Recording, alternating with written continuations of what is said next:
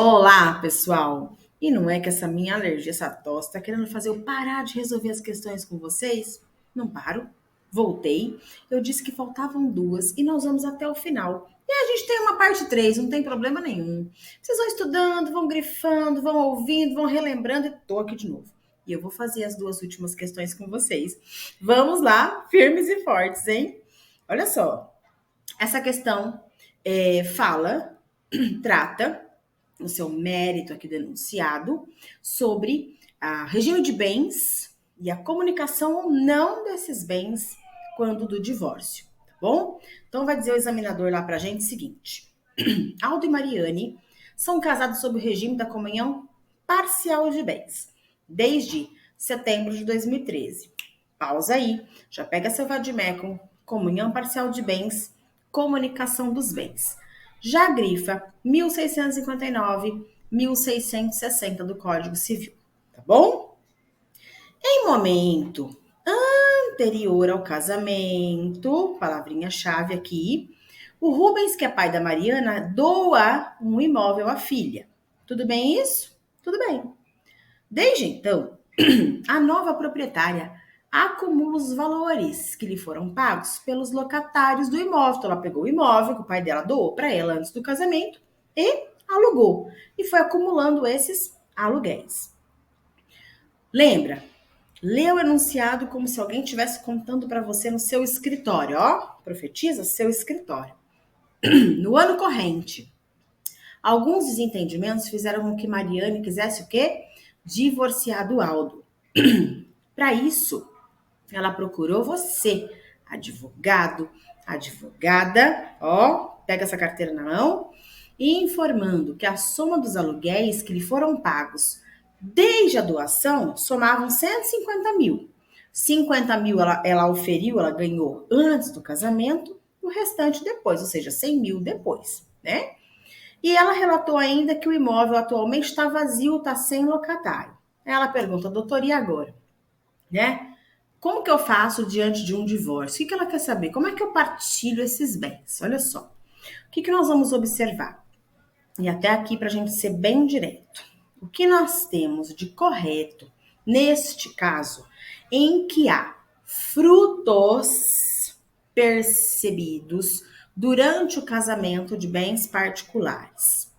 O artigo 1660, gente, anota aí, lá no inciso 5º do Código Civil, vai dizer que entram na comunhão, que se comunicam os frutos dos bens particulares percebidos, recebidos na constância do casamento.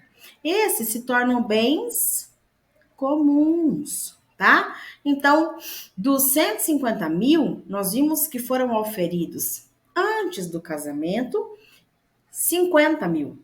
Então, quer dizer que tem 100 mil de patrimônio comum de Aldo e de Mariane.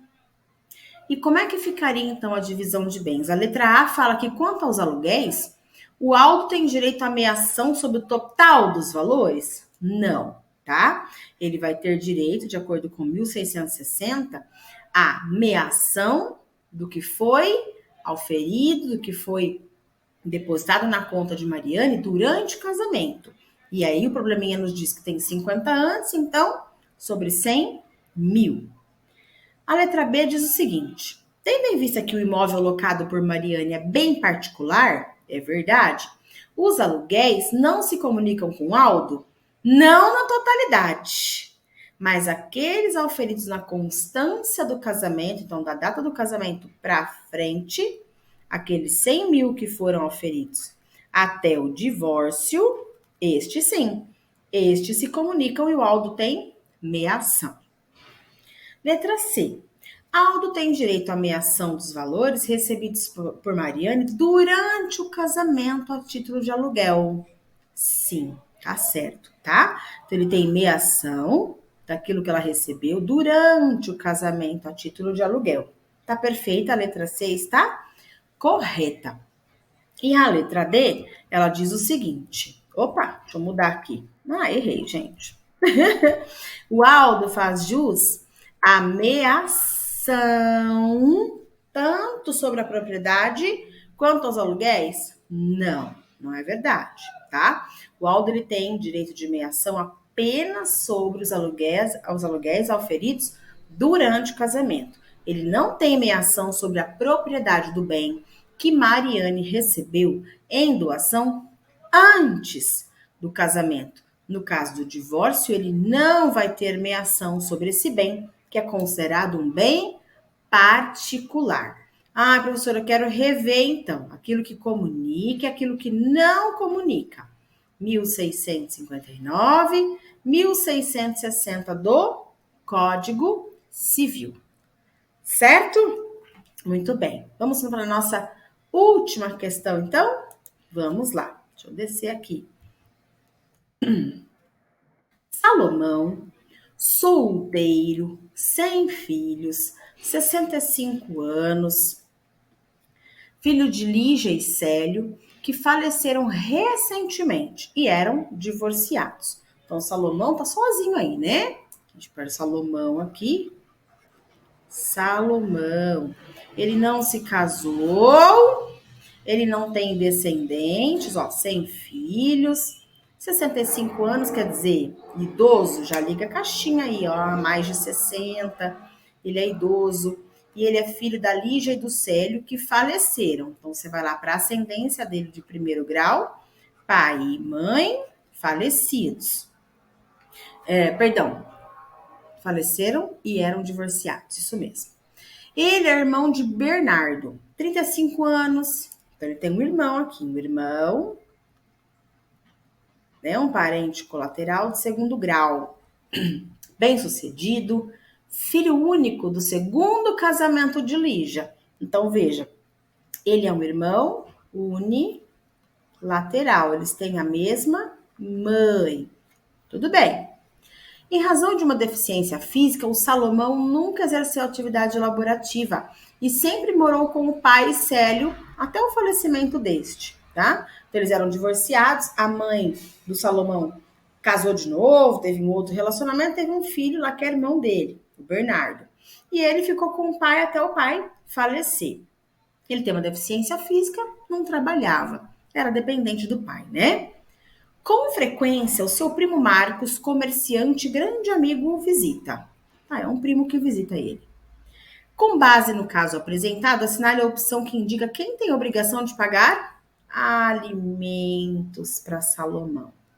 Gente, aí a gente vai lá, então, agora para os alimentos. Vai pegar o 1694 e seguintes do nosso Código Civil, tá? É nesse que você vai se agarrar agora. Letra A. Marcos. Marcos quem é, gente? Nunca esqueça de voltar se você esquecer. O Marcos é o primo dele, ó. É obrigado a pagar alimentos a Salomão. No caso de necessidade deste, vamos pensar? Abre a gaveta aí sobre os alimentos. Os primos, nossos parentes colaterais de quarto grau, né? Terceiro grau aqui seria nossos tios. Então, o nosso primo, aqui o caso primo Marcos, está em quarto grau. Guarda essa informação aí. Letra B.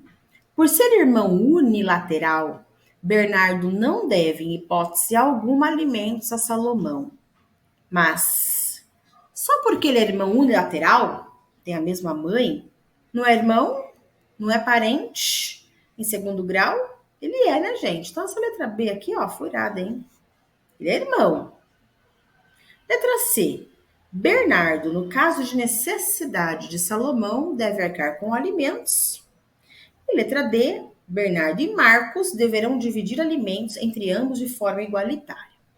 Gente, no caso dos alimentos, nós temos que lembrar que a obrigação é recíproca entre pais e filhos, isso nós já vimos, assim, indiscutível que entre pais e filhos existe essa reciprocidade na obrigação alimentar. Muito bem.